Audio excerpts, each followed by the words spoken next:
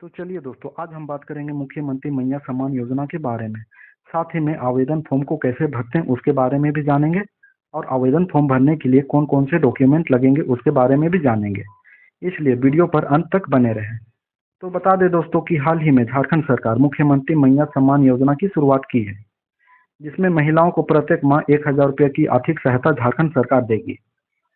इस योजना का लाभ झारखंड की मूल निवासी महिलाओं को ही मिलेगी। ठीक है। और इस योजना का लाभ लेने के लिए आवेदक महिलाओं के पास हरा, पीला, गुलाबी या नारंगी राशन कार्ड का होना जरूरी है। साथ ही में अगर परिवार में किसी भी सदस्य की सरकारी जॉब है तो उसे यह लाभ नहीं मिलेगा, या आयकर दाता है तो उसे भी इस योजना का लाभ नहीं मिलेगा। ठीक है। तो आइए जानते हैं इस फॉर्म को भरने के लिए कौन कौन से डॉक्यूमेंट आपको लगेंगे। ठीक है। सबसे पहला चीज है, आपको आधार कार्ड लगेगा, आधार कार्ड का फोटोकॉपी। दूसरा, बैंक पासबुक का फोटोकॉपी। ठीक है। तीसरा, पहचान पत्र का फोटोकॉपी। चौथा, राशन कार्ड का फोटोकॉपी। साथ में एक पासपोर्ट साइज फोटो। ठीक है। और याद रहे, आप जिस बैंक का पासबुक का फोटोकॉपी दे रहे हैं उस बैंक अकाउंट में आपका आधार लिंक होना जरूरी है। ठीक है। तो चलिए, मुख्यमंत्री मैया सम्मान योजना का आवेदन प्रपत्र कैसे भरते हैं वो मैं आज आपको सिखाऊंगा। झारखंड मुख्यमंत्री मैया सम्मान योजना हेतु आवेदन प्रपत्र, ये फॉर्म आपको आंगनबाड़ी केंद्र में मिल जाएगा। ठीक है। और निःशुल्क है, इसका कोई भी पैसा आपको नहीं देना है। ठीक है। तो इस फॉर्म को कैसे भरते हैं वो आज हम सीखेंगे। ठीक है। तो आवेदिका का नाम में लिखेंगे आप अपना, जो भी आवेदक है उनका नाम लिख देंगे। ठीक है। जैसे डोली कुमारी तो डोली कुमारी नाम लिखा है। अगर शादीशुदा है तो पति का नाम लिखेंगे, और शादीशुदा नहीं है तो पिता का नाम लिखेंगे। ठीक है। तो मैं जैसे भरा हूँ वैसे भरना। और सबसे पहले यहाँ पे देखिए एक फोटो चिपकाना आपको पासपोर्ट साइज। ठीक है। अब ग्राम मोहल्ला आपको अपना एड्रेस यहाँ पे लिखना है। ठीक है। आपका थाना जो भी पड़ता है वो लिख दीजिएगा। ठीक है। जैसे मेरा सिमडेगा पड़ता है तो मैं सिमडेगा लिख। पंचायत वार्ड, अगर आप गांव में रहते हैं तो पंचायत कौन सा पड़ता है वो लिखेंगे। शहरी क्षेत्र में है तो आप वार्ड नंबर लिख सकते हैं। ठीक है। तो प्रखंड, अंचल, शहर, शहर में जो भी है आपका वो लिख दीजिएगा सिमडेगा। ठीक है। जिला भी आप, जिला आपका जो भी पड़ता है वो लिख दीजिएगा यहाँ पे। ठीक है। अब मतदाता पहचान पत्र संख्या। ठीक है। पहचान पत्र का जो संख्या नंबर है उसको यहाँ पे लिखना है। ठीक है। आधार संख्या का जो नंबर है उसको यहाँ पे लिखना है। ठीक है। और यहाँ पे खाता संख्या, आप जो बैंक खाता संख्या दे रहे हैं, ठीक है, जिसमें आपका पैसा आएगा, उस अकाउंट नंबर को यहाँ पे लिखना है। ठीक है। खाता आधार लिंक है या नहीं, आपका खाता जो है वो आधार से लिंक है या नहीं, अगर है तो हाँ कीजिए, नहीं है तो नहीं कीजिए। ठीक है। लेकिन दिसंबर 2024 से पहले अगर नहीं है आपका लिंक, अगर खाता आपका लिंक नहीं है आधार से, तो आप दिसंबर 2024 से पहले करा सकते हैं। ठीक है। अब यहाँ पे बैंक का डिटेल मांगा गया है। ठीक है। बैंक का नाम कौन सा है तो आप लिख दीजिएगा बैंक का नाम। ठीक है। शाखा सहित लिखा गया है। ठीक है। जैसे मेरा बैंक अगर कोई है कैनरा बैंक तो मैं कैनरा बैंक लिख दूंगा, और वो शाखा कहाँ पे है, बैंक कहाँ पे है, उसका जगह का नाम पूछा गया है। जैसे अगर बैंक बीरू में है तो बीरू में लिखेंगे, सिमडेगा में है तो सिमडेगा में लिखेंगे। ठीक है। उसका IFSC कोड क्या वो लिखेंगे। ठीक है। उसके बाद यहाँ पे राशन कार्ड का संख्या जो है, ये राशन कार्ड का संख्या यहाँ पे लिख देंगे। ठीक है। अगर आपके पास पैन कार्ड है तो पैन कार्ड का संख्या यहाँ पे लिखेंगे। ठीक है। यहाँ पे देखिए आयु लिखा हुआ है 13 नंबर में। ठीक है। तो आप यहाँ पे उम्र लिखिएगा अपनी। ठीक है। उसके बाद इधर देखिए जन्म तिथि लिखा हुआ है, तो अब जन्म तिथि लिखेंगे। ठीक है। पहले डेट देंगे, फिर मंथ देंगे, फिर ईस्वी लिखेंगे, पूरा लिखेंगे। अगर मेरा डेट ऑफ बर्थ 1 जनवरी 2000 है तो मैं ऐसे लिखूंगा 01/01/2000। ठीक है। ये नहीं कि मैं आधा लिखूं। ठीक है। इसको पूरा फिलअप करना है। ठीक है। आवेदक का पहचान चिन्ह, एक कोई चिन्ह होगा, जैसे तिल का चिन्ह हो गया राइट हैंड में या फिर राइट फेस में, उस चिन्ह का कहाँ पे है उस चीज को देना है। ठीक है। जैसे मान लिया मैं, मेरा हाथ जला हुआ है कहीं पे राइट हैंड में, तो उस चीज का लिखना है यहाँ पे। ठीक है।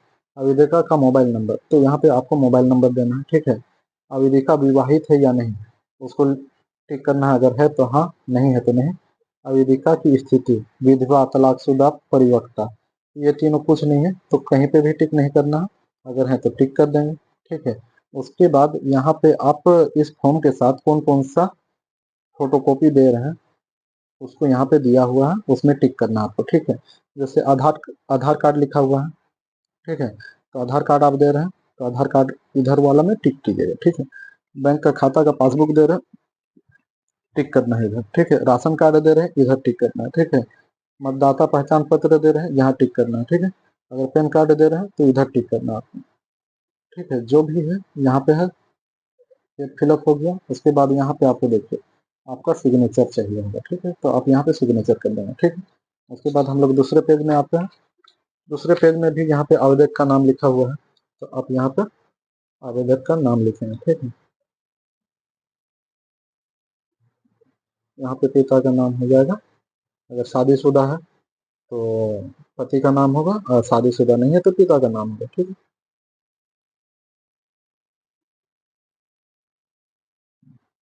यहाँ पे उम्र आ जाएगा, ठीक है, उम्र कितना है उम्र लिखना है। पता में फिर वही चीज लिखना है जो आपका पता है,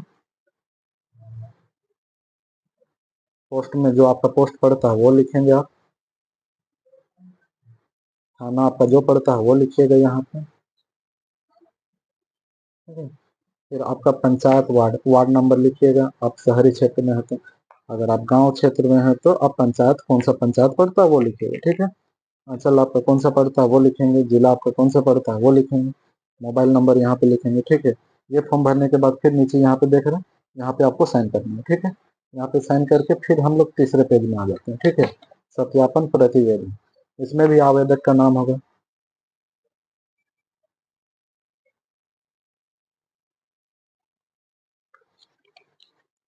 इसमें पिता का नाम फिर वही चीज भरना है जो इधर हम लोग भरे। ग्राम मोहल्ला में आप अपना एड्रेस दे दीजिएगा,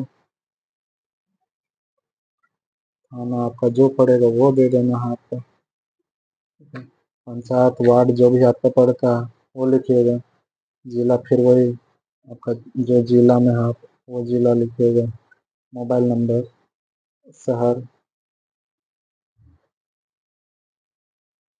ठीक है। ये सब भरने के बाद यहाँ पे नीचे आ जाइए, नीचे में भी वही चीज दिया हुआ है, ठीक है।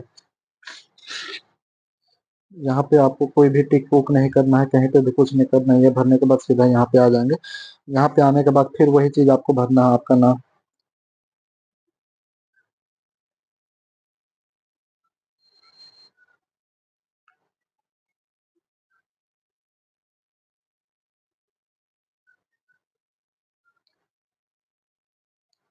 आपका पता लिखना है यहाँ पे,